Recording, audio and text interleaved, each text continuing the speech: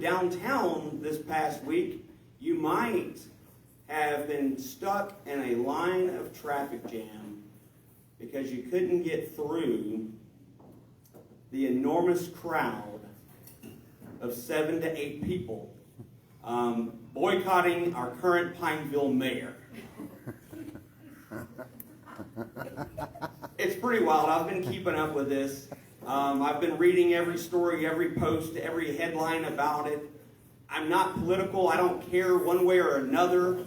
Honestly, me being that middle-aged guy who's not in his prime, I think the fella needs to be given props because old girl was kind of a hottie. There's that. Anyway, we've got a really good show for you tonight. We normally start with an open mic segment. I've got one person so far. I will open it up after him when he finishes. If any of you sitting out there want to come up here, give it a shot. You got a funny story, you got a few funny jokes to tell, we'll let you guys get started before we get into our main lineup. For the time being, please welcome Mr. Daniel Tyre. All right, Biden hand, make some noise. Boy, this thing's loud. Back up a little bit. All right, man. How many people in here are married? Raise your hands. Give yourself a round of applause, because that's crazy shit sometimes. I've been married about 15 years now. You know, when you first get married, your sex drive is just all the time. Doom, doom, doom. My wife must have thought she was at the top of the food pyramid. And you know, now we realize that food pyramid was bullshit. You know what I'm saying? So she's like, she's always afraid that we're going to, like, cheat on her or something like that, because I go all over the state doing comedy. And I'm just like, no, baby, I enjoy throwing my hot dog down your hallway. So she doesn't really care for that joke, but and then she's always like, you know, as you get older, your sex drives diminish as the males does. That's just, you know, after your 40s, and the females, it just kicks into overdrive. So she's all the time, and now I'm just like, baby, I have a headache. Can we cuddle? You know what I'm saying? I'm these other things. I just don't feel like it right now. And she's just like, hey, you want some of this? And let me tell you, I've been pawing and gnawing at that thing for like almost 20 years now. It doesn't look the same as it did 20 years ago. You know, whoa, man. You know, it looks like a prize fighter that took too many to the face. You know what I'm saying? But I love her to death. I love you, man. And when I pick her up from work, I'm in for it. So, how many people out here have got kids? Man, it's like, so I got 8 kids. I'm not Mormon, we're not Catholic, or none of that shit. It was just the luck of the draw, you know. Every time I touch her, she gets pregnant. Our oldest kid is, we have great kids. I have 4 kids in the military. I have 3 daughters in school. I have 1 daughter. That's my baby, but she's just, have you ever had to have an argument, heard your kids have an argument when one of your kids uses your other kid's girlfriend's dildo? Yeah. Isn't that something that you use? Isn't that something that's kind of personal? You know, I'm just saying, you know. And then I cleaned up, like some lady at the last comedy show was complaining about cleaning up after her 3-year-old. Well, I've been cleaning up after my 28-year-old, and you go in and you can see your grandmother's mirror laid out with lines across it. Just shit that I would have never done. I'm just like, the balls on this kid for not having any balls. You know what I'm saying? She's in her 22nd rehab. She usually goes, she's not that great at rehab, I found out. You know what I'm saying? She never brings anybody with her, but when she checks out, she always brings somebody back. So I'm just trying to tell you, you're responsible for those people. I try to bring her to God, but when I bring her in the church, she's all like burning and sizzling and twitching. So, you know, you catch her when she's like nodded out, you know what I'm saying? So we put her in the car and took her to the abortion clinic. So I was all pro late-term abortions. You know what I'm saying? My wife doesn't think that one's funny either, but she's still there trying to drag her out of the car. Can you do something with this? Well, y'all, every Thursday night from now on, we have a spot over at Dwayne's Speakeasy. From 7 to 10, we're going to have comedy. Any of y'all want to come, show your hand. We do it for tips over there. So afterwards, we'll either split the tips, or the winner gets the tips, or we'll buy a beer with it. But my name's Daniel Tyre, and thank y'all. Good night.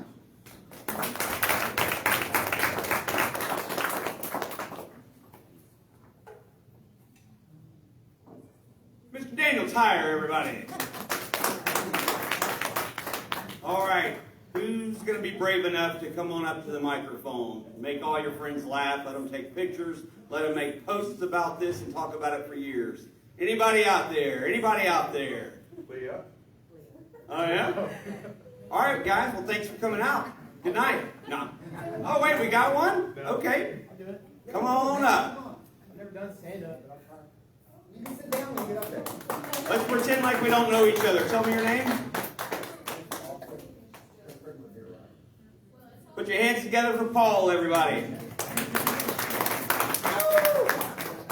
Hello, hello, hello. So, like, she-male 69s are pretty crazy. I mean, they look crazy. They sound crazy. They smell crazy, I'm sure. So, yeah. No. Whenever I was in 5th grade, a friend showed me a picture of She-Mills 69, and that changed my life forever. Arguably for the worst, but either way, I mean, you know, it's like, it puts it into perspective, like, I don't know, I was just thinking, like, girls are cute, and then I see that, and I'm like, whoa, this changes things.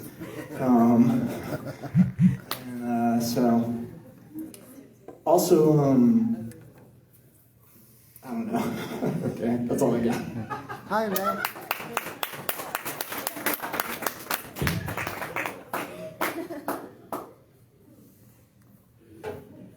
One more time for bravery, everybody. Believe me, this isn't nearly as easy as some of us make it look. No, it's not. You can work. I have spent hours upon hours working on what I thought would be this 30-minute set. You do a read-through, and it's 8 minutes. So yeah, there's definitely some work that goes into this sort of stuff. Anybody else want to give it a shot before we get rolling with our lineup for the evening? I see her whispering over to you, like, "Come on, you got to get up there and tell it. You got to get up there and tell it." Yeah. Maybe next time? Okay, so basically let me give you this rundown, how this works. I like doing this open mic segment.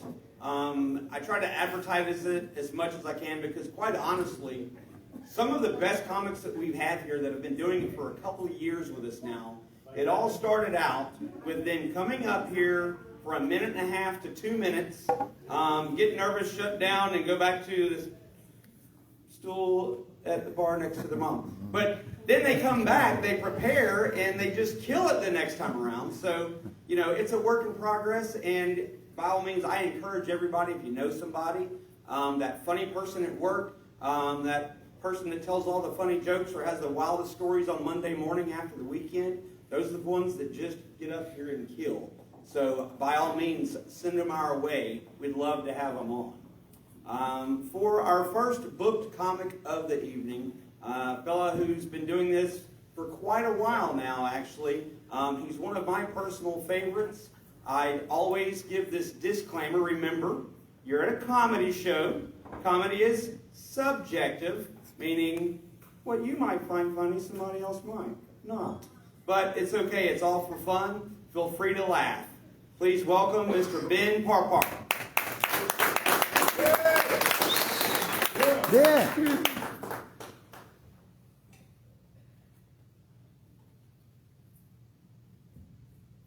How's it going tonight? Everyone looks good tonight? Had an old lady tell me I look like Macaulay Culkin if he were a lesbian. That's how I thought he was a lesbian. If you can't tell, I'm a mixed baby. I've got the face of a Nazi and the body of a death camp survivor. But you know, with a fresh haircut, sometimes people have told me I look like a Nazi, which I think is rude. Well, like a coward? We got any military people in here? Woo! Appreciate you guys. Sometimes with a fresh haircut, I've been told they ask me if I'm in the military and they try to thank me for my service. I have to stop them and say I never signed up. I'm a coward. I think we can all agree that Hitler did some bad shit. He was so bad, he's the only person in history to get a mustache canceled completely. can never have it again. I'm just hoping we have a war criminal soon with a mullet. Now my son will defend haircuts. He'll say different people pull them off. He'll say like me, Daddy, I pull off long hair. I say, cool. And my friend, he pulls off frosted tips. Not so much. He says, and that kid pulls off the mullet. So let me stop you right there, buddy. That kid looks like he's got 2 stepdads and they both beat the shit out of him. If you have a stepdad, you know that's just a nice word for a piece of shit. I didn't have a dad, I did have a stepdad, and they treat their stepkids a lot like rental cars.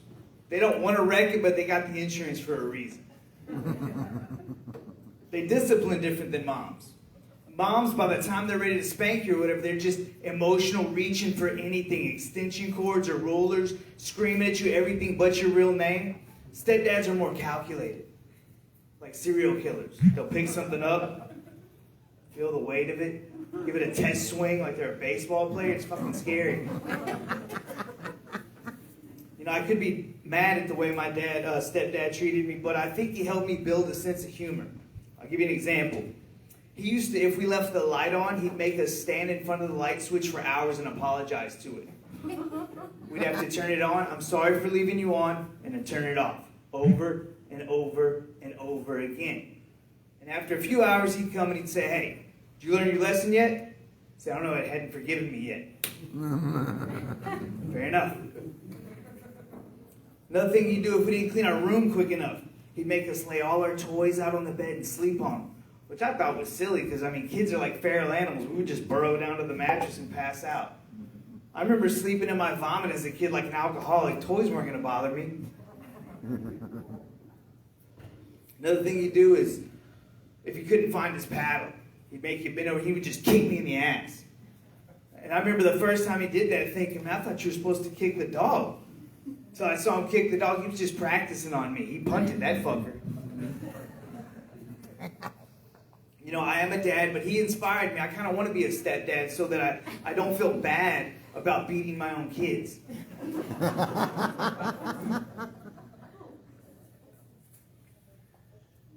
Like I said, I am a dad. Do we have any dads of teenage daughters? Yeah, that's fucking confusing. I dated a chick that was a Catholic chick that she wanted to call me father during sex. Not daddy, father, because she identified as a little boy. That wasn't nearly as confusing. When my daughter was little, I'd pick her up from daycare and she'd slam into me, Daddy! It was awesome. Now I pick her up from high school. I'll say, hey, sweetie, how was your day? She'll say, no. So that wasn't a real response. So I just sit there quietly. She'll say, why are you screaming? I didn't say anything. Exactly. I don't know what the fuck's going on. 2 minutes later, she'll say, hey, Daddy, guess what happened at school? Someone killed themselves because you're fucking confusing? Another thing I'm worried about having a teenage daughter is sex. Not with me, with other boys. Because I can't imagine being a parent as a teenager. I was an adult, an older adult whenever I had kids, and I'm surprised they let me take them home from the hospital. So I tried to think and figure out a way to convince her to not do that, and I came up with a Croc rule. You know, Crocs, you wear them. I said, if a boy wears Crocs, don't trust him. That one's not that bright. If his parents wear Crocs, that's a dominant gene. That's definitely going to be a flipper baby that can breathe underwater. She plays sports. She gets hurt a lot. And I said, hey, sweetie, how hard is it to play sports hurt? She said, it's terrible. I said, imagine doing that pregnant. Finally, I came up with a solution. What I do in the morning, every morning, when I give her vitamins, I drop a little Plan B in there. Now, I've done the research. Plan B is harmless. Unless there's something new in there, then it just takes care of it like the flu before it gets big. Plan B works in one of two ways. Number one, it'll confuse the sperm. It won't want the egg. It's like a dude that picks up a chick and finds a dick under the skirt and freaks out and leaves. Second way Plan B works. It makes the egg not want to stay around and attach to the ovarian wall. Sort of like when a black dude finds out he's a dad, it just skids.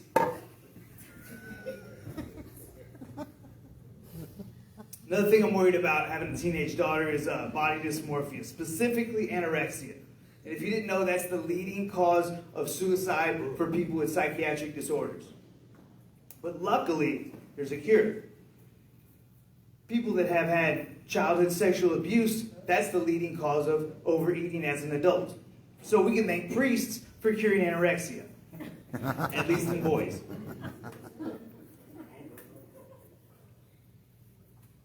Now, I have wondered sometimes how to make heartier kids.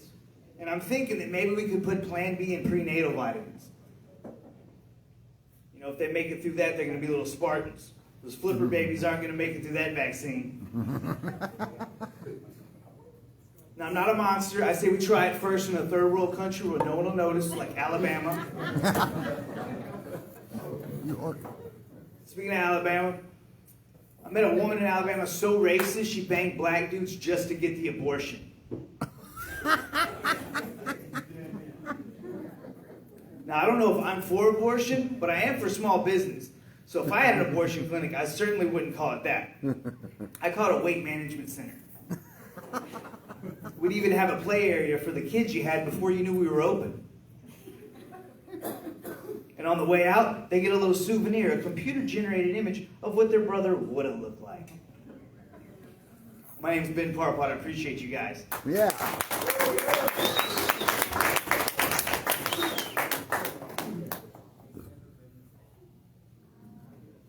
And now you understand my disclaimer. One more time for Ben Parpot.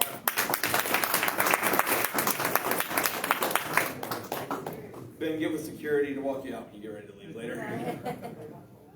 Look, I want to do something before we move on to our next comic. Mr. Johnny, if you wouldn't mind, just hold off just for a second. I'm going to need Paul to come back up here. Paul, I'm going to help you out with something. Paul does not know this is happening. I just got the idea. I always keep a few extra jokes tucked to the side, just depending on how much time I have to fill. And it's a way for me to test some things out to see if they're actually funny or not without having to suffer the embarrassment of saying them myself. So, Paul, if you'll step up to the microphone, I'm going to go through these and pick a few out for you to read, and this will give you the experience of possibly having people laugh at your jokes. Jody, you wrote these, right? Mind your business. Okay. All right, step on up.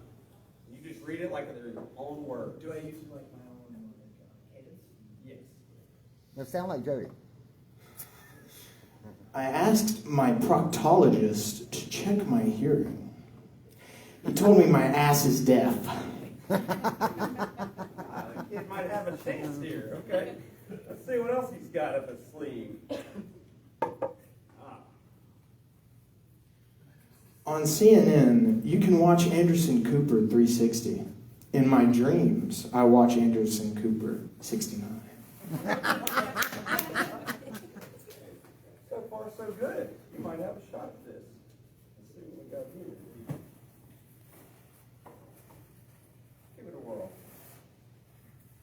I make a 7-digit annual salary if I count the numbers after the decimal. Stupid math. Nice, nice. Man, you were good. Give that one a shot. If men can take estrogen and grow breasts, can flat-chested women take it and grow bigger breasts? If so, I'm going to start taking testosterone. All right, man, you were on a roll. You were killing it. We'll give them one more. One more, okay? Yeah. Nothing makes me feel like a big man more than watching micro penis porn. And I didn't read this off this paper. These are my true feelings. Give it up for Paul, everybody.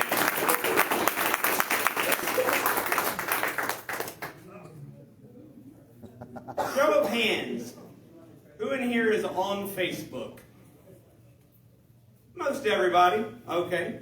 I'm 49. I still haven't figured out the Instagram, the Twitter or X or whatever it's called now, Snapchat. I'm a Facebook guy. I would still be a MySpace guy if it were still around.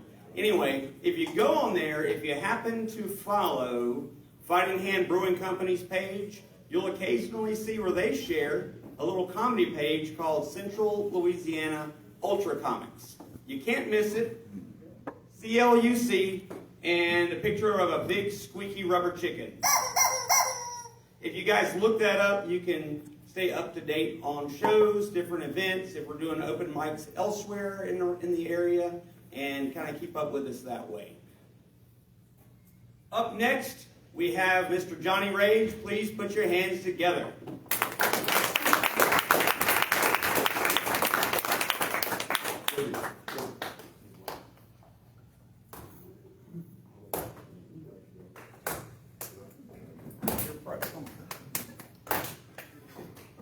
Jody's demonstrating a lot of faith in me right now.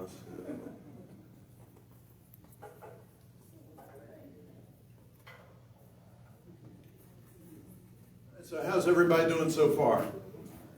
Good looking crowd. Everybody's got a good look. My look pretty much says, I will help you move furniture, dismember bodies. Yeah. Yeah. Cash only. Your bathtub. You supply the Rubbermaid toes. So, feeling pretty good about job application I put in. I'm trying to move up to a managerial slot in my current job. I feel really good about it. Interview was going really well, and then they hit that one penultimate question. Where do you see yourself in 5 years? And I said, in 5 years, I will crush my enemies, have them driven before me, and hear the lamentations of the women. Yeah. And they were so impressed, they closed the folders and said, there's no need to continue the interview. I'm just waiting for the call. So, some of y'all, it's the first time here tonight, so I thought I'd do a little something different, give you a little biographical information on me. So, I grew up in a middle-class household. For most of my childhood, we were renters. My mother saved for well over a decade to buy a home. I was a teenager when the day finally came. I can still remember how excited she was. In college, I worked at McDonald's to earn spending money. Some of the people I worked with were raising families on that paycheck. They worked second or even third jobs to pay rent and buy food. That only gets harder when the cost of living goes up. When I'm elected president, I will make it a top priority to bring down costs and increase economic security for all Americans. Amen. Well, it's funny when Kamala Harris says it. Maybe it's a delivery. I don't know. I don't usually do political stuff, but I mean, I couldn't help it with that.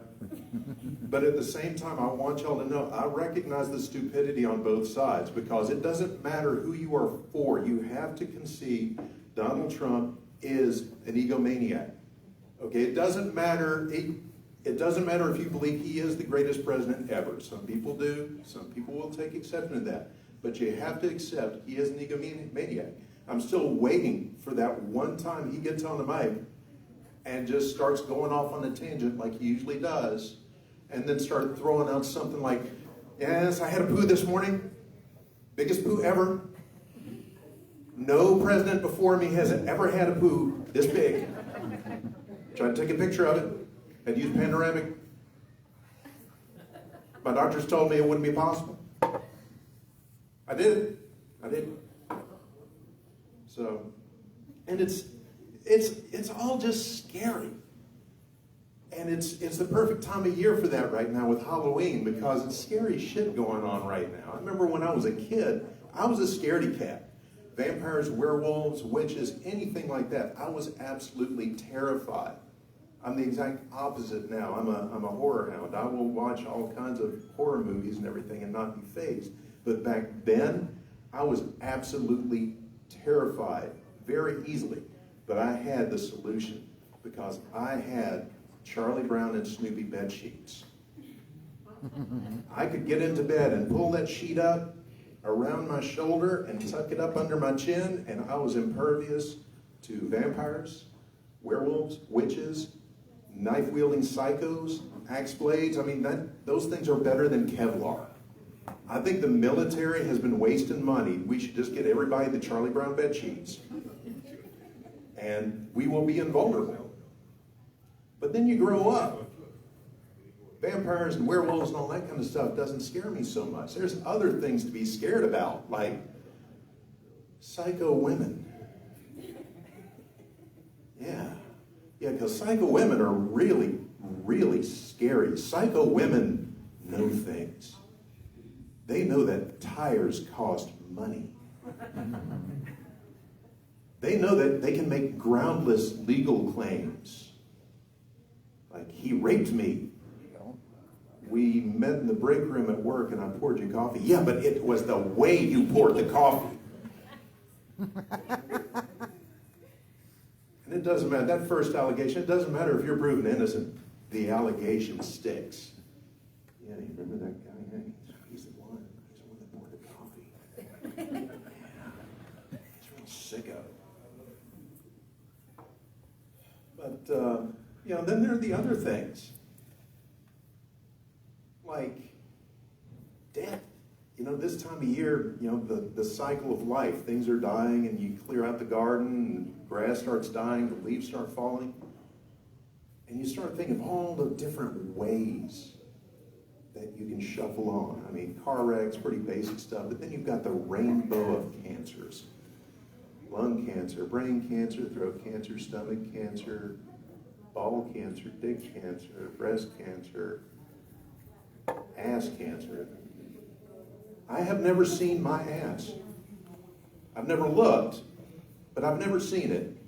And it worries me that there may be a cancer back there and I can't tell because I can't. I might have to borrow your grandmother's mirror once the lines are off of it, maybe squat over it. Or just move over for the line. Yeah, maybe so. Well, the lines might help to gauge, maybe they might give you a size perspective or something in there. And then I start thinking, because eventually, that's the one thing you're guaranteed. You are going to die. What would be the last thing that I would say?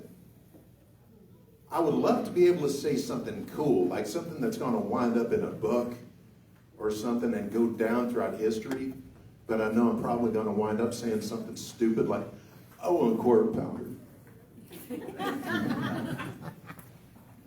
My dad was a fireman in Alexandria, and he got up to assistant chief, but there was this one man that hung around the fire station a lot.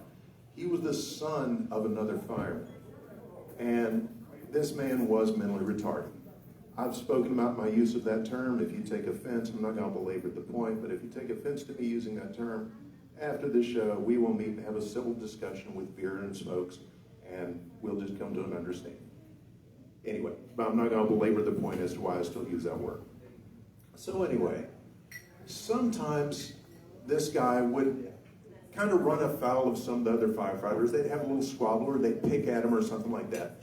And there was one day, one of these guys had gotten a brand new truck. And he had picked on this guy like the last few days before, and he took a Sharpie and wrote on the door of his brand new truck. And he was furious. My dad had to kind of smooth things out. And eventually, not long after that, that man wound up, he had a lot of health problems and everything in addition to the mental aspects. And he died. And his last words in the hospital, in the ER, were, I love everybody. Oh. That is so cool.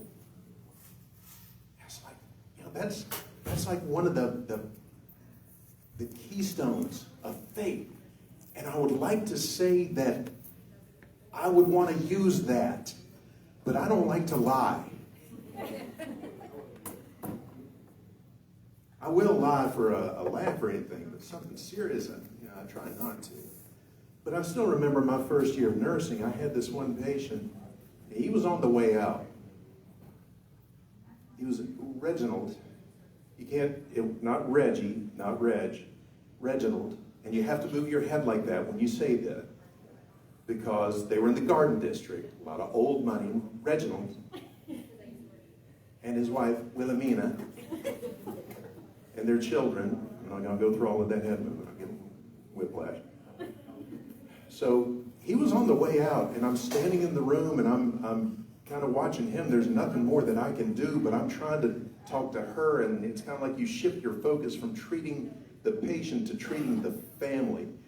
And his respirations are getting kind of funky, and he's taking these deep breaths, and they're getting faster and deeper, and like, and then it's like he holds it, and it's like, okay, he's gone, and he farted. I mean, he farted. He set off the nurse call light. Okay? The bed rattled. And apparently this was not anything unusual because the wife was just like, oh, Reginald. And then that last breath out there, and he was gone. And the call light was on. They were asking, what I needed, and I wasn't going to say, oh, that he farted. So I need the charge nurse. And so the charge nurse comes, and she opens the door, and she's not coming in the room. And they've already called the family and all of the sons and the daughters and everything. Apparently this was a family trait because they started getting upset and, things started getting really, really bad. But it was kind of neat. He went out on something that they remembered him for. And I remembered him too. And to this day, I will swear to you, I saw his soul leaving his body and cruising on up into the ether, and it had a vapor trail. Thank you very much. Have a good night. Enjoy the rest of the show.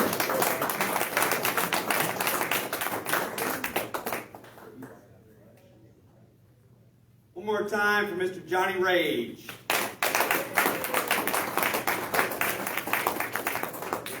All right, up next we have a very good friend of mine. I've known him for many years. We worked together.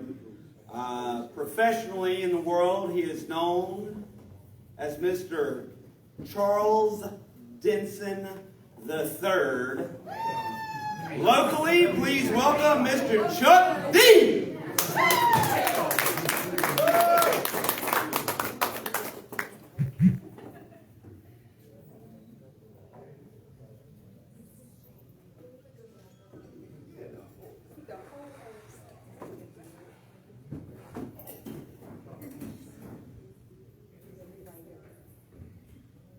What's going on? How y'all doing? Y'all all right this evening? That's good, that's good. I want y'all to celebrate with me.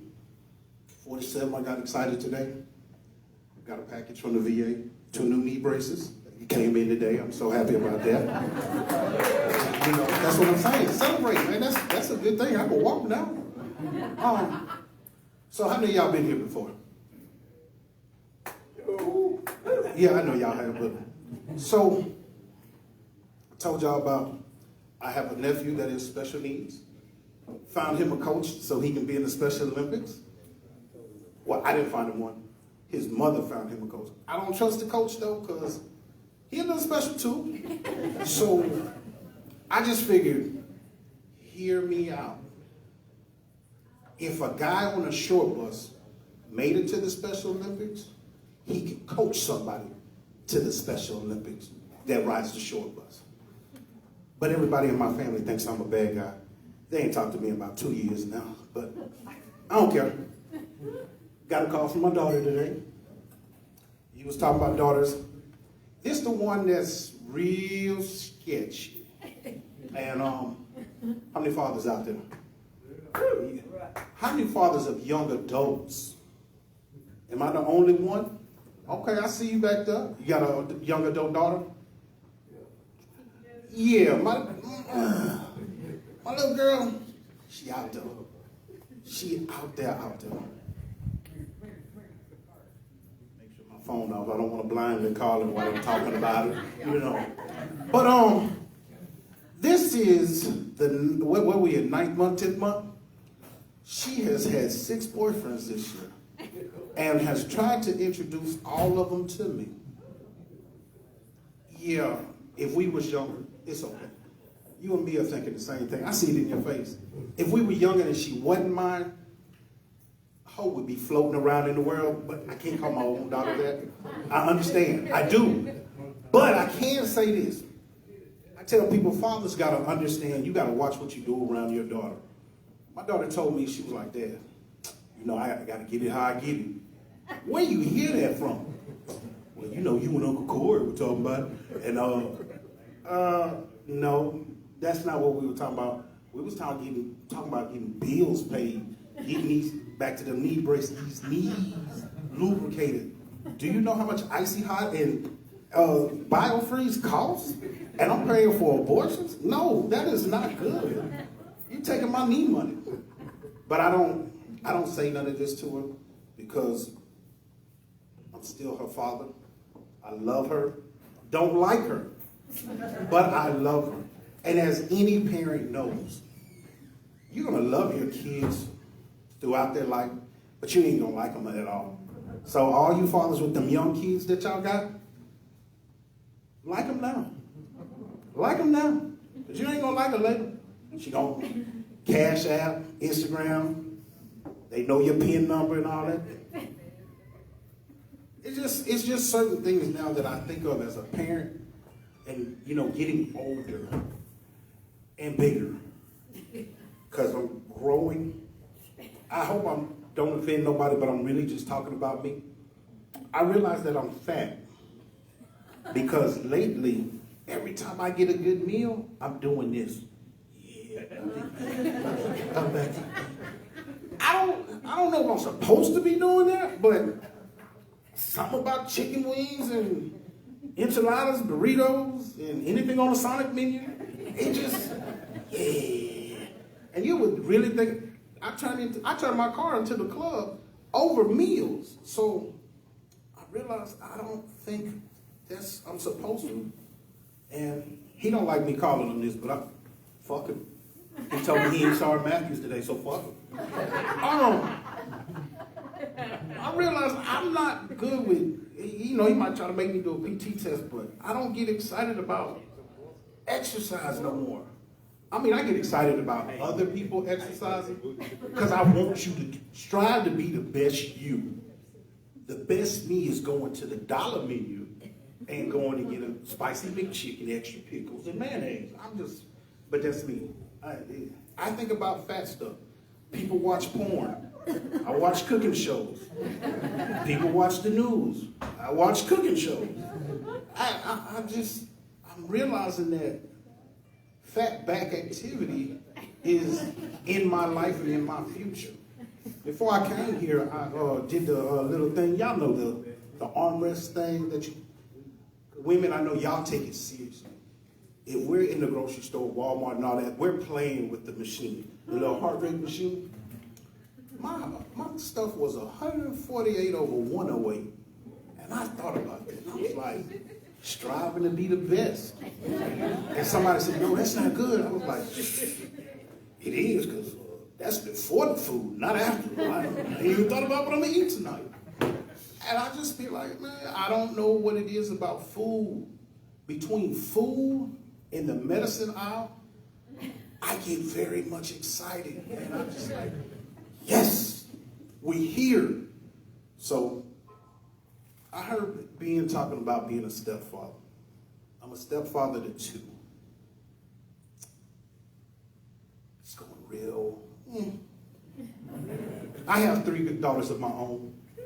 My stepdaughter, she loves me to death. My stepson, he don't too much like me. He loves me because I'm employed and I can send him money. But I let all the secrets out to his mother and his dad. You know, I told him, hey, Doc, the reason why y'all running out of lotion is because he in the bedroom with it. Go look under the bed. I'm telling you, there's 6 things of empty jergens in there. It's not my fault. I've been there trying to teach you better. treat you better. So his mama got mad at me because she went to clean his room, and I don't know if I should tell y'all this, but there was Astroglide in his room. That's when I found out he was a snitch. Charles bought that for what? I bought what? I mean, I did, but he didn't have to tell his mama that. I was just like, I need lotion to not be ashy, and he's using up all our good lotion. So if he's gonna play with it, give him something he can use. Come on, you buy paper for school, you buy clothes for school, you buy shoes for school. Might as well buy lube for himself. I don't know. That's just me. My thoughts be, all over the world. So I'm just saying that you got to watch your stepkid, especially. We talk because some things he can't talk to his parents about. He went to homecoming and he didn't go. He went to ask a girl and he wanted to do the shirt. Y'all know the big invitations is the big thing now. And I said, hey, say, bro, what if she say no? Now she gonna say, are you sure? Are you positive? You never ask a woman that might say no, especially if you're in public. I got this. Okay, you got this. Let's go get the shirt. Let's go get the stencils. We're gonna do everything. I got you. I got your back. Will you go to homecoming in 2024? Yes or no? Y'all know this little bitch said no. She ain't my child, so I can. But I told him, like I said, he called me. While I was up here, I said, so what happened? Man, she said she wasn't going. Talking about something. I said, so she said she wasn't going, or she said she wasn't going, she didn't want to go with you? He said, she said she wasn't going. I said, she lying to you, dog. She had a better interest. I'm sorry to tell you. So she might have found out you beating your meat all over the world. That's why she, his hands be a little sticky from the Astroglide. I'm just saying, that's not my fault. I'm just saying, I'm trying to be a good stepfather, show him the way. But, so he was crying about it. So I had to tell him, look, there are other women out there. You go to a big school. So he decided to say he wasn't going. His mama mad, talking about, hey, she should have said yes. I said, have you seen your son? And she was like, what you mean? So I ain't trying to tell you nothing, but he ain't exactly cute. And I just say stuff to make her mad just because I think I'm slow. But I might have that answer. I don't know. I ain't never been tested, so whatever. But I was like, for real though, why do you think she said no? He was like, well, she's popular. I said, you're popular. You're popular. He said, yeah, but she, every boy like her. I said, okay. What I'm gonna do is I'll call you back and we'll talk about it. I called his mom. I said, she going to that dance with somebody else. You know that, right? She was like, well, he should still go. No, he asked her in front of everybody, and she checked a white t-shirt no. What man is going? You cannot embarrass him. He's a young man, but he's still a man. You can't embarrass that man and you think he's gonna go to homecoming. I should go beat up her mama. You should go to jail, and I'm gonna leave you there. I'm not bailing you out. So then, my stepdaughter comes. Men are different. I didn't realize I was that different because all I had was girls. I never had no boys, no abortions, nothing like that. I'm actually, according to his joke, I'm actually there for my kids. I know that's not stereotypically correct, but yeah, I'm there for mine. My bad, that wasn't right. But so the little girl, she comes and the little boy asks her to the dance. I said, ain't no way you going without me meeting them and your daddy. So she was like, well, I don't want my daddy to meet them. Oh, this is my big time. This is where I shine. I'm the stepdad. She want me to meet him, but you don't want your real dad to meet him? Oh yeah, I'm finna shine real good. So I go buy me a gallon of Crown. I didn't drink it, poured it in a bucket, dumped the t-shirt, let it dry. Everybody talking about it in the house. What's that smell? What's that smell? I know what that smell is. Boy come to the door, I answer the door, got the shirt on, smelling real crownish, you know, real royal, you know, I'm royalty. So he come to the door and I heard the joke about the Crocs and the white guy. For us, it's black, all black Air Force Ones. If you see a group of, let's be real, ain't but 3 of us in here. If y'all, I'm giving y'all some advice. This is good stuff you can use. If y'all see a group of black guys with all black Air Force Ones, get your purse, get your wallet, and go the opposite way. Y'all laughing? I'm for real, because I go the opposite way. Especially if they all look like they're 25 and under. They don't care about daylight, and they damn sure don't care about children. So he come with the black Air Force Ones, and I look at his feet. I look at him, look at his feet, look at him. I was like, I'm not going to do this. I can't get knocked out in front of my stepdaughter. This is going to whoop my ass. Might shoot me. Shit, my insurance ain't paid up. So, talked to the young man. He was, yes, sir, no, sir, yes, sir, no, sir. Da-da-da-da-da-da-da. Then he fucked up. He hit this number here. Da-da-da, yes, sir, no, sir. Then cut his eyes. Oh, you trying to get some booty. Oh, I got you. I was there. I was like that too. We all men know we gotta impress the family, the mother and father. We are gentlemen at that door. Soon as she closed that door and I get that curfew time, shit. Yeah. High school, backseat action. No, I'm saying, my bad. That's all I think about. I be like, ain't nobody fucking my stepdaughter or my kids. They're virgins, except for my youngest daughter, besides the stepdaughter, because my stepdaughter's in high school. But my youngest biological, she the only one of them. But the mother two and her, we, you know what I'm saying? So, protect your kids, man. So, with that being said, I'm done. But I am going to tell y'all one thing. Run from people in hoodies and all black Air Force Ones. That's my education in my time. Y'all have a good one.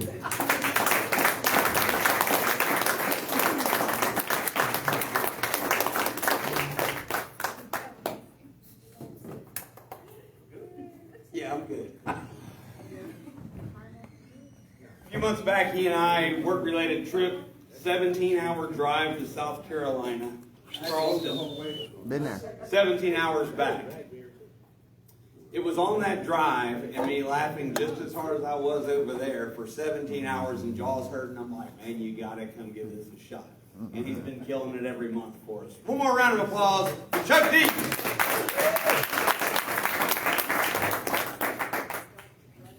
All right, up next we have a good friend of mine who's been working on his liquid courage back there this evening. Come on, put your hands together for the very funny Mr. Evan Bertrand.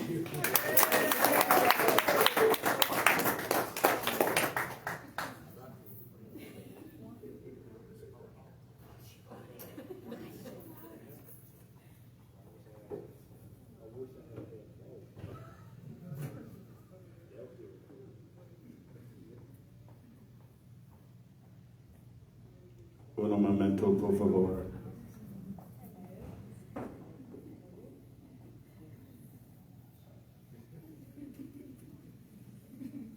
So I have to write everything down that I'm going to say because I have AD.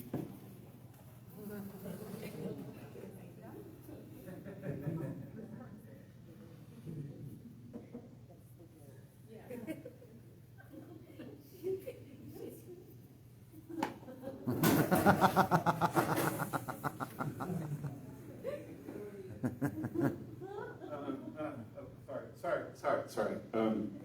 I have a bad memory.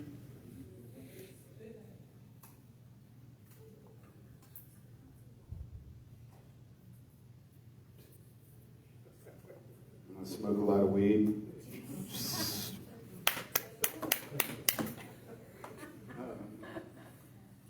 I have one fan.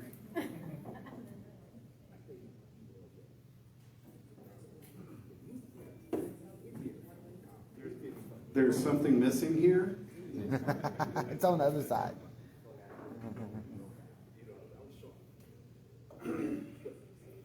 Yeah, that's weird. Okay, so yeah, I have been drinking a lot, so I may slur a little bit. I may mispronounce words, but that's the joy of me.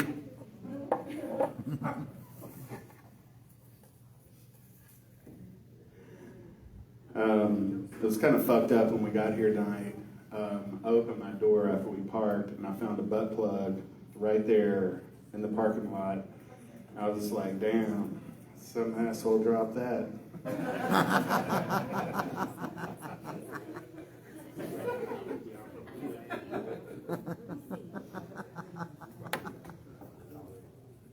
Man tried to sell me a coffin last week. I was like, hey dude, that's the last thing I need. Just a warning, some of these are dad jokes. So if you have a dad, you're welcome. You know, if everyone stood shoulder to shoulder around the equator, about 2/3 of them would die. They would drown to death. I like going to Epicurean markets and farting in the cheese aisle and then standing there and waiting for those highfalutin people coming going, this is what cheese really smells like.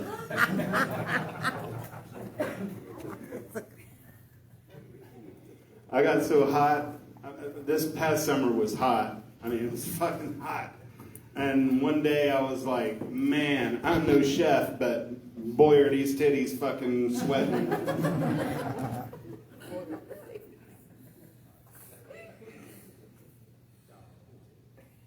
A friend of mine went to a psychic, and the psychic said, you're going to come into some money. And just the other night, he left with a girl named Penny.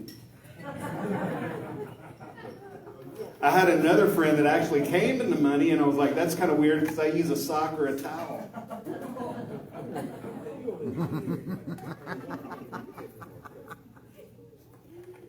So a lot of y'all know that I've never dated after my last girlfriend for years, and I just got a new girlfriend. I'm a little traumatized because we're trying to figure out our sex life. And she calls me her little turtle now because she made me suck on her strap-on, and it was like, you're not the only one choking on plastic, are you? You ain't gonna do that. So my parents started losing their memory. I took them to the doctor. I got them checked out. Doctor's like, okay, look, this is normal for y'all's age. So what y'all want to probably start doing is writing things down. So I stayed with them that night just to get them through the first night and helping them with, notating stuff and keeping up with things so they don't forget stuff. We're all watching a movie. My dad gets up and he's like, I'm going to go in the kitchen. Hey, baby, do you want anything? She goes, yeah, I want some ice cream. He's like, all right. She goes, you might want to write it down. He goes, I got you. She's like, no, I want some whipped cream on top. Write it down. He's like, no, I got you. I'm all right. She's like, but I want sprinkles and chocolate chips as well. And he's like, baby, I got you. So he's in the kitchen like 20 minutes, and I'm sitting there going, I don't know what the fuck's going on, but I'm just like waiting. He comes back and hands her a plate full of bacon. She looks up at him and she goes, where the fuck is the toast?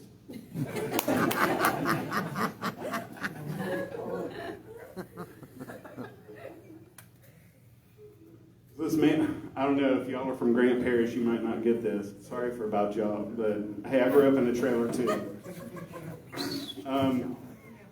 A man walks into a library and asks the librarian if they have any books on Pavlov's dog or Schrodinger's cat. She goes, I don't know, it rings a bell. Oh, okay, so not so many Grant Parish people.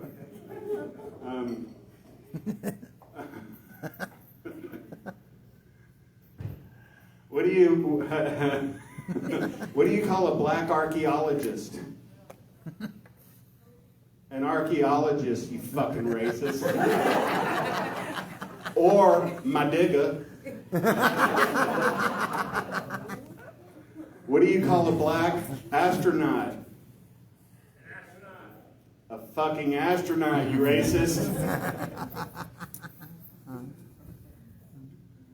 I got a ticket the other day and I was like, what do I do with this? And the cop said, well, if you collect 4, you get a bicycle. It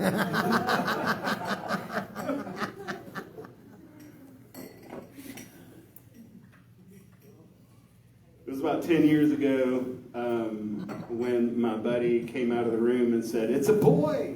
And that was the last time he ever went to Thailand.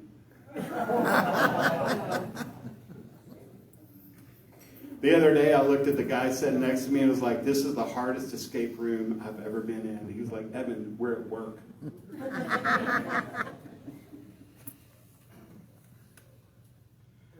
So I used to work in a hospital. I was a CNA, you know, I'd help the nurses with their stuff. And one day I had to give a bed bath to this guy. And he had been burned really severely from the waist down. So I had to give him a bath from the waist up. So I'm giving him a bed bath. And he's on this like full face mask, air thing where it's giving him oxygen and air and everything. And I'm giving him his bath. And he asked me, he goes, are my testicles black? Okay, I'm just going to ignore this. I can't.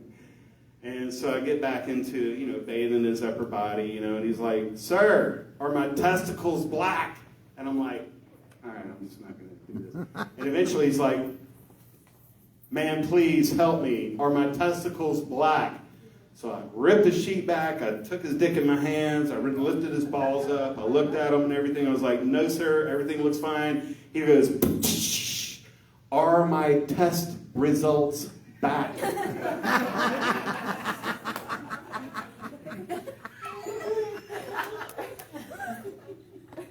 My bad. So I was at my boss's funeral the other day. You know, you go up to view the body in the casket and everybody's like, and I just leaned in. And I whispered in his dead ear, who's thinking outside of the box now?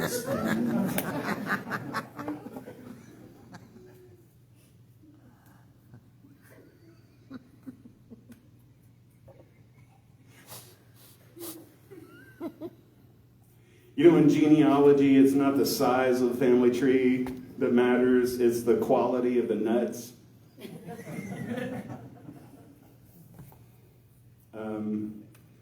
You know, when someone calls me an asshole, I always remind them, no, I'm a hemorrhoid. I aggravate assholes. I love this one. So this man's playing golf, and he forgets what hole he's on, so he goes ahead and he asks the lady in front of him, he's like, I'm sorry, I forgot what hole I'm on. She's like, well, we're on 9 right now, so you're on 8. She's like, oh, he goes, okay, thank you. And then later on, down the green, he forgets again. He goes up to her and he's like, I'm sorry, I forgot. What hole am I on? She's like, well, I'm on 13, so you're on 12. He's like, cool, cool. So they're at the clubhouse later on, and he walks up to her and he's like, thank you so much for keeping me in line and everything. I'm so forgetful. You know, let me buy you a drink. So they get to talking, and he's like, what do you do? She says, well, I'm in sales. He's like, oh, I'm in sales too. What do you sell? She's like, no, you're going to laugh at me. He's like, why would I laugh at you? We're in sales. She's like, because of what I sell.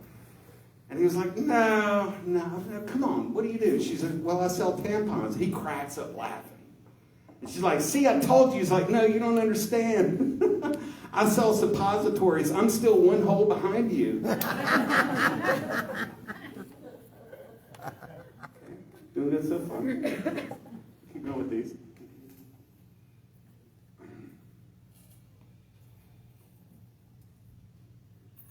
I don't know which ones to tell.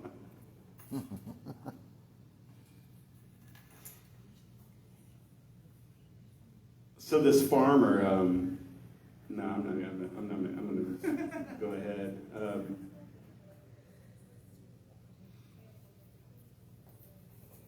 So Fruit of the Looms underwear company, took Hanes underwear company to court.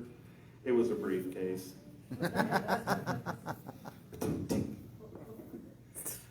Oh yeah. So I have a neighbor that mows their lawn. They have huge titties, and they always mow their lawn with no shirt on. I just wish it was his wife.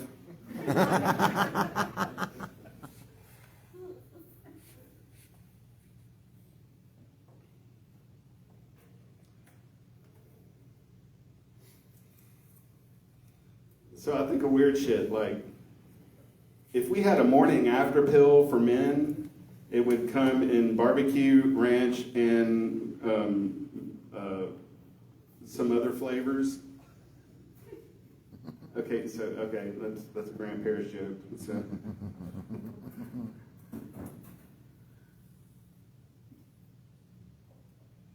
So my boss called me in angry, and he was like, "Where were you?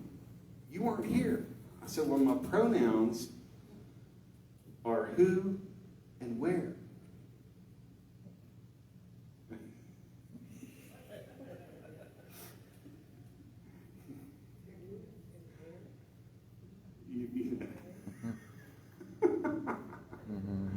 All right, that's my set. Thank you, guys. Y'all have a good night.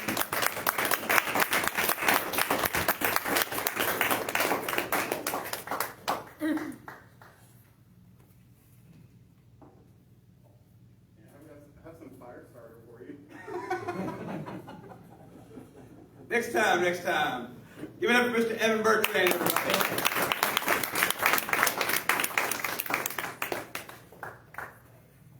All right, last but certainly not least, this is a guy who has literally done comedy around the world. He's got a special on YouTube. You can find him if you search his name, Mr. Jeremy Wagner. Please give him a hand.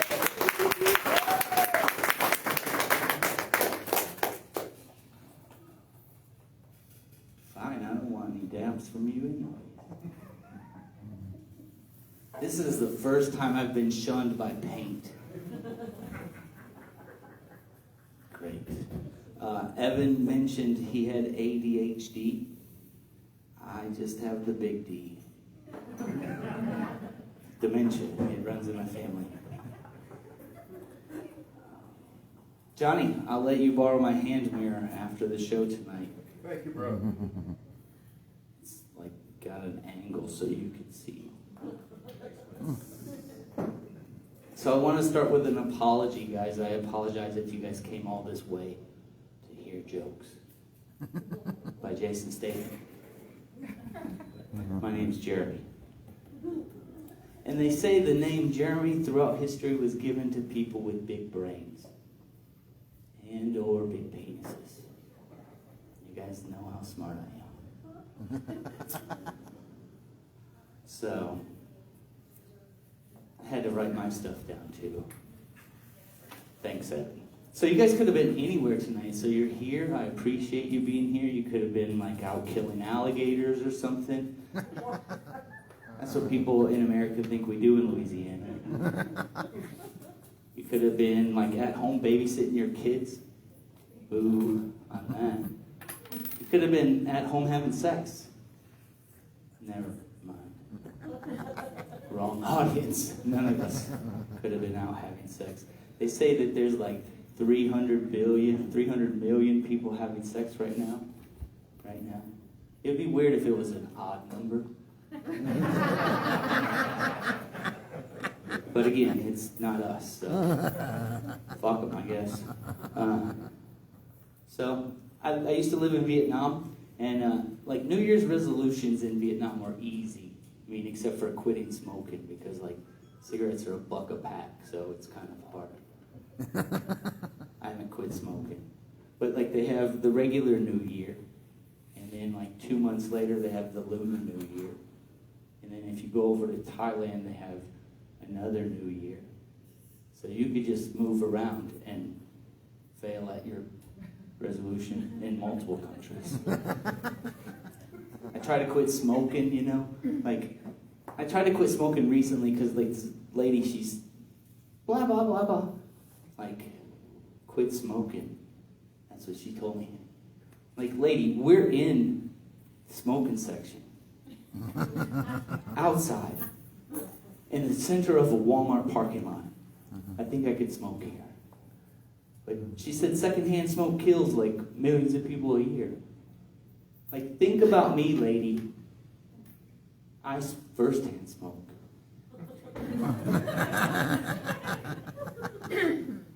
So I tried to like go to a hypnotist to quit smoking on YouTube, and I can't breathe right now. So I went to YouTube to watch a hypnotist video to quit smoking. Now I have the urge to kill people. Wrong video. But I can't quit smoking because I don't know what to do with my hands, you know? Like, do I do jazz hands? Maybe like shadow puppets? Is that too close to gang signs? Probably. Can't quit smoking, you know? It's difficult. I also tried to quit drinking because we had like a house party at my house the other night. Sorry you guys weren't there. But I woke up the next morning, I'm cleaning up all the cans, and there was a Michelob Ultra can. And my mom said that you're not allowed to come over to our house again. Whoever left that, I don't know. I'm not calling you out, man. But you guys aren't allowed. So, quitting drinking's tough. Like, whenever, like, you see somebody peeling a label off of a beer bottle, that's called sexual frustration. In comedians, we have that same thing. We like finger fuck the mic. Do something like this. You can tell me where on this stand Johnny Rage comedy touched you. Was it here? Yeah. I tried to quit drinking after the party because I went to the ATM and I was like, where did I spend all my money at? And then in the back of my mind, drunk me says, I did, you punk bitch, do something about it. Fuck. It's hard to read your handwriting when you're up here. That's not a joke. It's just hard to read your handwriting. My set has started right now. Mark, right now. Got it. Yeah. Because recently I went on a date and she said I finished early.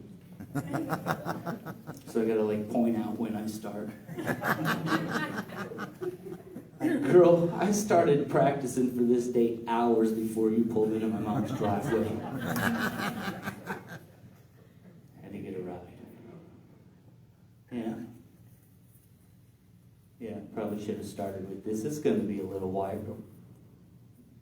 weird.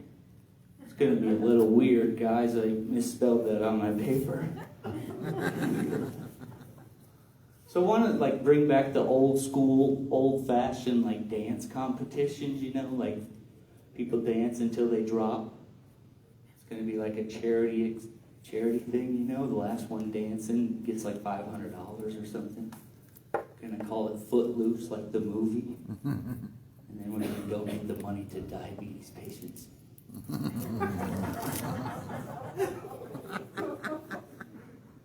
So you could probably see that I'm like a businessman now. I recently got a new job. I work for the man. Damn the man. And the man gave me a business charge card. Said anytime you talk about business, put it on the charge card. So I hope the bar staff knows how charge cards work. Because I'm getting free drinks tonight. So I got to talk about the business for 2 minutes, so let me set my stopwatch. Okay. So you can tell I'm a businessman because I'm wearing a business shirt and a business tie. And although these are not my business pants, because the first day of business I did it at Taco Bell. Did more than the business in my business pants. So I don't have my business pants on. I am wearing business socks. It's just like dress socks. And these aren't my business shoes, although I do a lot of business near basketball courts. I don't sell drugs, but if you're selling drugs, I'm buying drugs. Also, these shoes help me run in case business goes bad.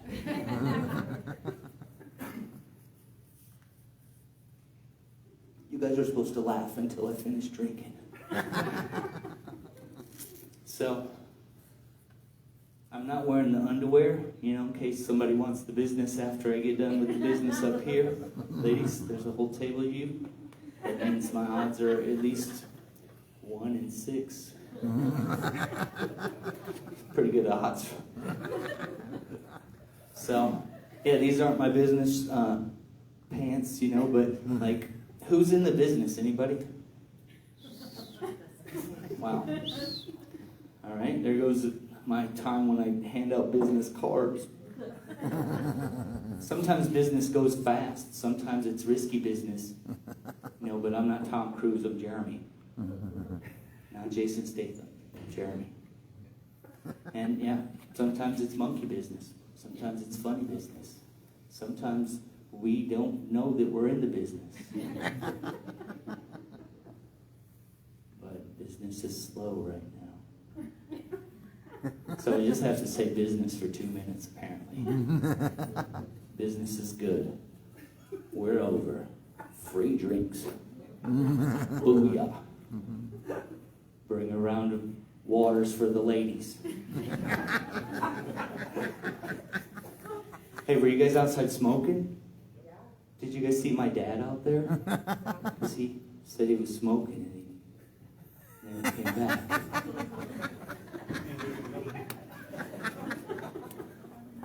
So, yeah, round of waters for this table. Shit, a round of waters for everybody. Woo! None of that fancy sparkling water, just the regular tap.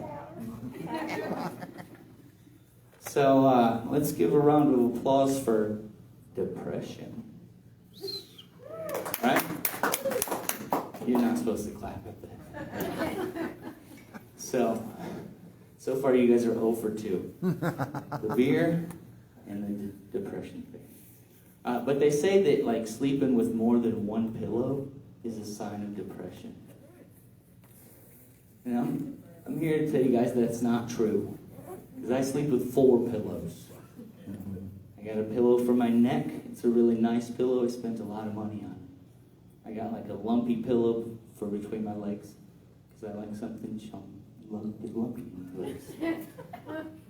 I have a pillow for cuddling. And then I got a little pink fart pillow. You guys have a fart pillow, right? Wow. That's crowded. Most people have a fart pillow, they just call it a mattress. But I actually have a little fart pillow. It's pink, because you don't want to put it near your eyes. So, you can get refurbished fart pillows on the internet. If anybody's looking, I got an affiliate marketing link you can use. So, yeah. But the trouble with like sleeping with 4 pillows is trying to remember the right configuration. I came from Grand 2, bitch. Big words. But it's hard to remember that configuration. You wake up in the morning. What pillow did I have under my neck? What pillow did I have between my legs? Probably forgot what I was going to say.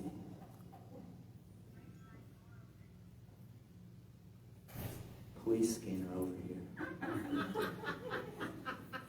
So yeah, it's hard because like when you have sex with one pillow, you gotta fuck all your pillows.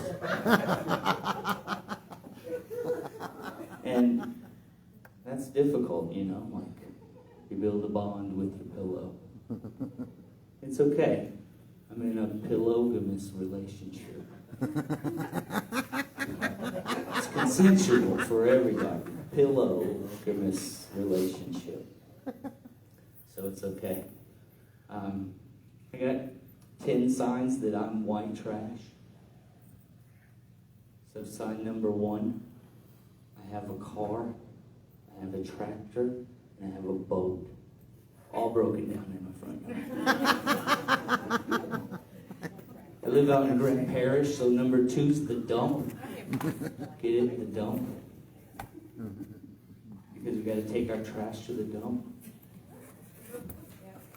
Number 3, we got more fishing poles in my family than we got arms.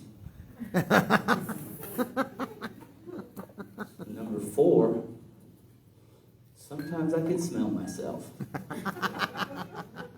Number 5 reason that I might be white trash. I have an illegitimate kid.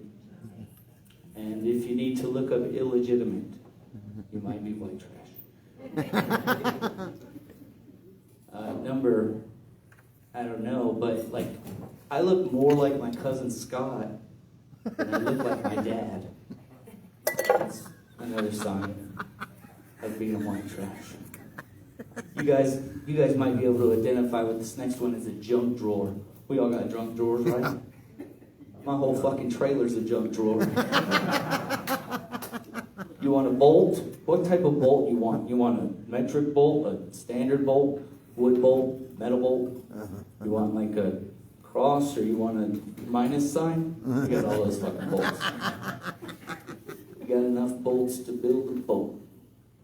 A boat. Boat. So, my grandma died recently. This is, I don't know what number we're on, but this is it. My grandma died, so we got fine china now. We still use paper plates because we don't like washing dishes. That's another sign you're white trash. And I don't know what number that is. Oh yeah, a good friend. He's, well, not anymore. He's not a good friend. He pointed out that this is basically Jeff Foxworthy. He might be a redneck. And he waited till I already told the joke on stage at Fighting Hand to tell me that. You know, but Jeff Foxworthy knows that white trash people don't have any money. So he ain't gonna do anything about it. I mean, basically Jeff Foxworthy was white trash before he wrote this joke. So I'm gonna be famous next week. I'll be signing autographs at the back of it. Whatever. Yep, so it's Halloween. I dressed as my stepdad. He's dead. He handed down these clothes to me. So now I got a shirt. It smells like him too. Ladies, now we're up to what, 8, 7? 1 and 7. It's getting better and better. I used to go to these weird sex parties until they told me I couldn't come anymore. And I went to this party with my girlfriend, and like Sarah, she's a bitch. We're not going to talk about that, but I went with Sarah. And Sarah was a lawyer, and she paid the bills. So I'm a comedian. I don't have any money. And we went to this sex party, and she got the idea, you know, because it's about to be the holiday season. She wanted to get rid of me, or maybe make our relationship stronger. But either way, she wanted to have a threesome. And I was thinking, oh, that's cool, you know? Who are we going to invite? Jennifer? How about Sheila? She was a horrible person. She would be good. She said, no, we're going to invite Michael. What the fuck? Michael, a man-lady threesome. I wasn't expecting that. So, like, I set up the room, cleared all the stuff out of the living room. I put a table in the center of the room for Sarah to lay on because that's all she did during sex. Just lay there. And then I put like a grid of squares on the floor. So it was like Battleship, you know. Because you don't want to make eye contact with another man in a man-lady threesome. That's gay. So I started in A1, and Michael was in the J10 on the other side of the room. I said, Michael, I'm moving to A2. He said, I'm in B3. No, Michael, you can't do that. That's an illegal move. You can't do that. He says, I'm entering A1. I ran out of the room. Michael was trying to sink my battleship. I ran out of the room. I let Sarah and Michael finish the threesome. Now it's a twosome. I stood outside the window watching being handsome. Handsome. So then it became like Thanksgiving, and Sarah still wanted to have a threesome. Thankful for nothing, you stupid bitch. So I suggested we go to the dildo store, the vibrator store. And she agreed. And I felt really good because that was the first time we agreed on something in a long time. So we went to the dildo store, and the first one she pointed out was a fucking octopus tentacle. Like it had suction cups on it. Like, what the fuck, Sarah? Like, no. We're not getting that. That's fucking weird. And the second one she pointed out, she's like, if that's 9 inches, how is that 9 inches? Fuck you, we're not getting that one either. I suggested the make your own dildo kit. And she's like, great, 2 Jeremy dicks. Yeah, that's what I'm talking about. So we get home and we have to make this dildo. And we make the mold and we mix up the stuff. And then we put it in the mold and it begins to harden. The mold. My penis, it also hardens, ladies. Don't think it doesn't. So we had to put something phallic shaped into the mold. So we got my penis. Sarah kept it in her purse, right next to my wallet. And then we put that in there and it hardened. We filled it with latex and a 3-speed vibrator function. I took Sarah to Old Town Road. She rode until the cows came home. And we had threesomes with that penis for 2 weeks. She began to notice that my real penis didn't vibrate. She tried to stick batteries into my butt. Shocking, I know. I shit batteries for 2 weeks. I'm not playing. Sarah eventually broke up with me because, she said the vibrator function wasn't working.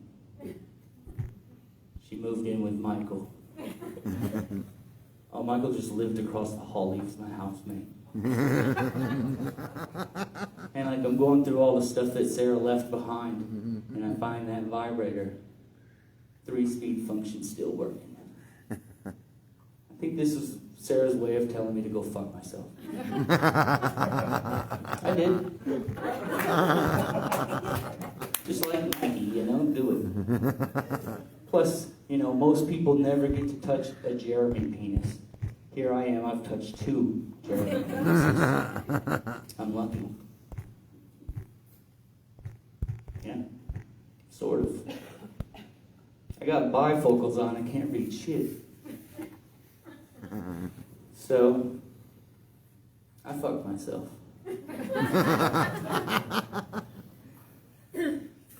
My little brother asked me, hey, if you could bring back somebody from the dead, who would it be? I'm not asking you guys. Don't worry. I never ask the audience because there's always somebody who would say, I'll bring back my mom. Nobody likes your mom. Don't bring one back. There's always somebody who's like, I would bring back baby Hitler and prevent World War. That's not how it works. He's not going to go back in time. You bring back baby Hitler. Yeah, he looks cute with that little milk mustache. But you can't kill that baby. Then you wait till he gets older and you're like, I can kill him now. No, he just graduated honors. You can't kill him. He's smart. I don't know. That's why you don't ask the audience.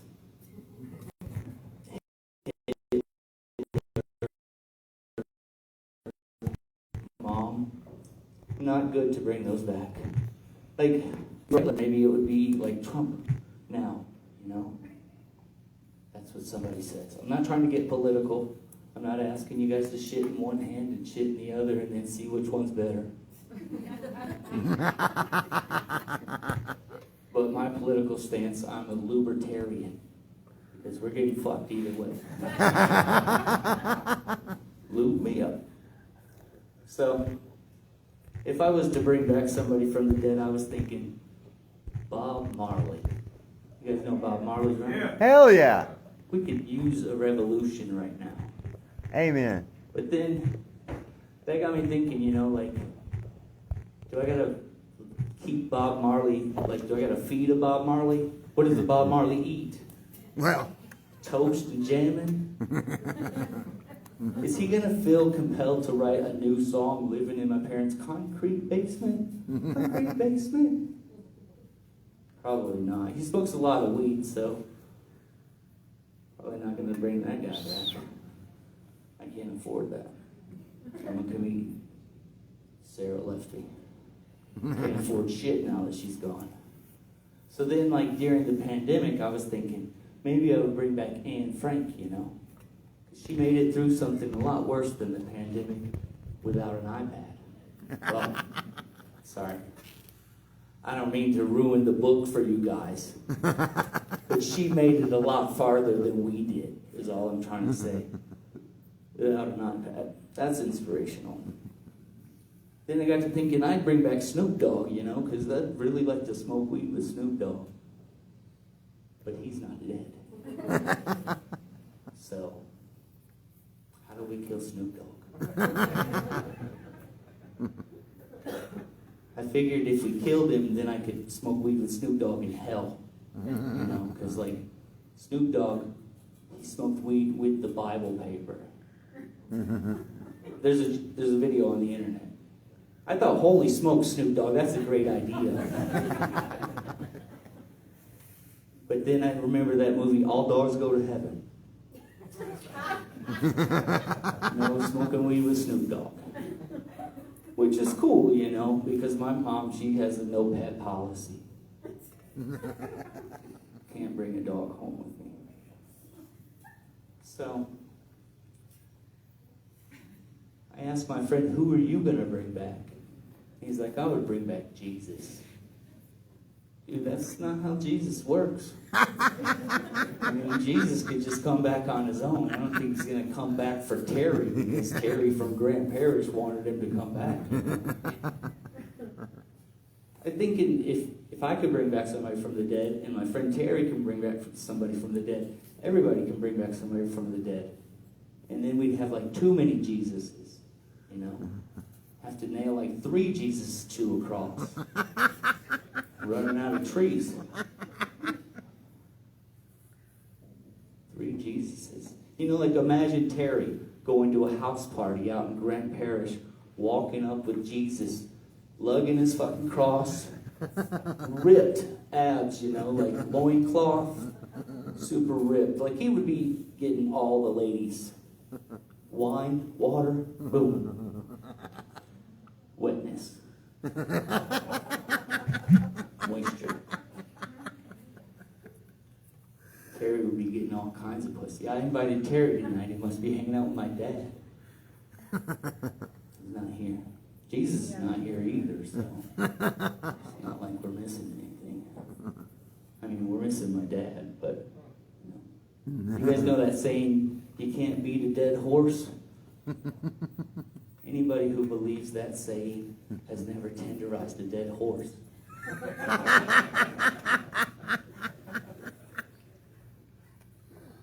So when I was dating Sarah, maybe this was one of the reasons she broke up with me. But I bought her a star, you know, like those things out in the sky out there. Don't go look now, but after the show, if you go out there and you look west, which is this way, you look west and you count 114 stars. The 114th brightest star was formerly known as Sarah. She was materialistic. She was pissed I bought it for Christmas. She didn't like that. But I paid a fee to be able to change the name. So again, you go out and look west. You count the 114th brightest star in the sky. That star's known as my bitch. Not like the actual star is my bitch, but Sarah. She's a bitch. So, I'd like to give a shout out to people who never complained about me shouting. Yeah, that one was supposed to go a lot better.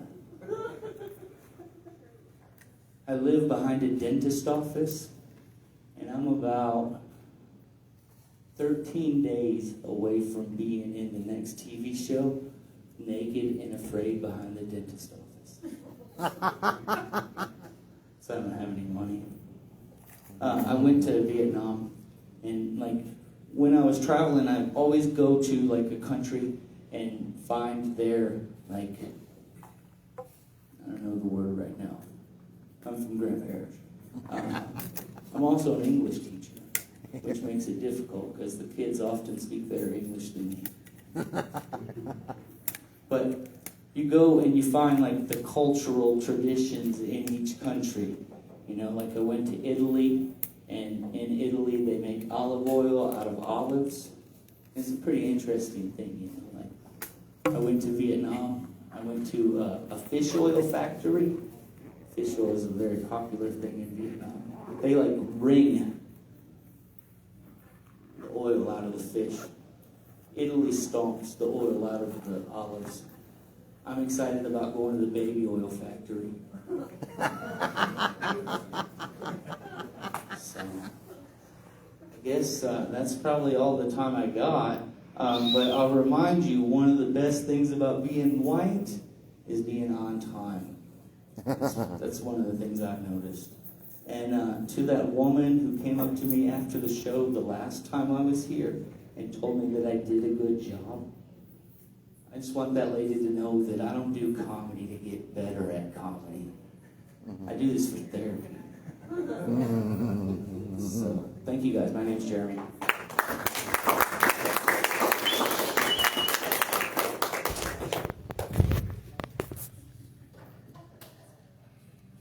Ladies at that table, let me just tell you, if one of you gals don't give him your number before he leaves this evening, it will be business at hand. All right, thank you all for coming out. Like I said, if you're on Facebook, look us up. CLUC, C-L-U-C, Central Louisiana Ultra Comics, or if you follow Fighting Hand, they share our posts. Every third Saturday of the month, be here, and we'll hope to see you all again.